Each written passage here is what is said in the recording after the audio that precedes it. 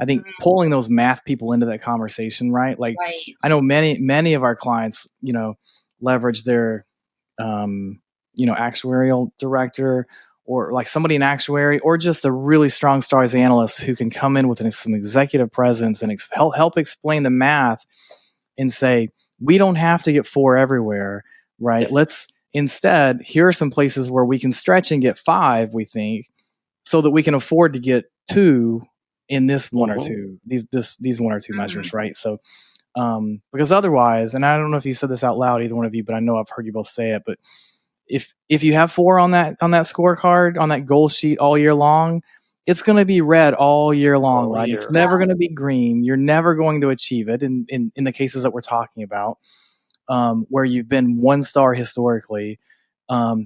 It's going to be demoralizing for the measure owner. It's going to be frustrating for the stars team. Like, nobody wants a number on there that's never going to turn green, right? Like and I'm in no way saying, I can hear some people saying, well, you're saying that we should accept low performance. You should accept realistic performance with stretch targets, right? There are, like you said, Jessica, there are different paths to your goal, and they don't have to all be 4 in every measure, right? And one more thing on that, and because is it okay? So I'm setting targets for my stars program. Yep. Am I setting 4 stars for this measure, or am I setting 78% for this measure? Like, rate versus star. Can you talk about that? I'll talk about it. You can go first, Meg. That sits in your wheelhouse squarely. Well, I think it's to a degree case by case, but to a degree, I think if you look at stars as this multi-year journey, this is one aspect, right? But no, we can't always look at this as a multi-year journey, because we're getting measured next year and we're getting compensated for that performance.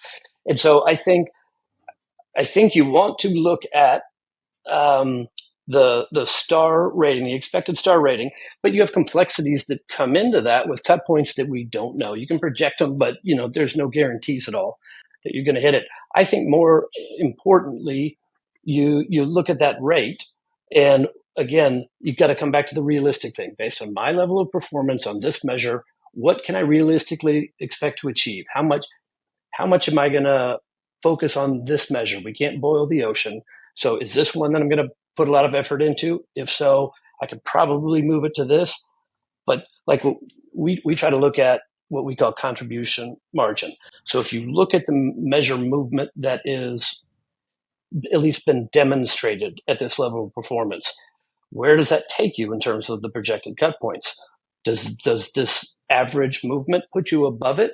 Then that times the weight, and the star rating change shows you a contribution margin, if you will, for that measure. So if you look at that across all the measures, you can get a relatively data-driven, realistic look at what's possible, and then you make your decisions on that. I think it gives you a more holistic view, and you probably don't have to improve as many measures as you might typically do in a target setting process. One final point I'll make here on the rate aspect, why I think it's important there is the QI side of things.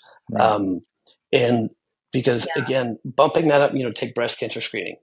It's like 15 basis points in a lot of cases to get up to significant improvement. So being aware of that and focusing on the rate, I think, is very impactful if you look at it specifically around QI.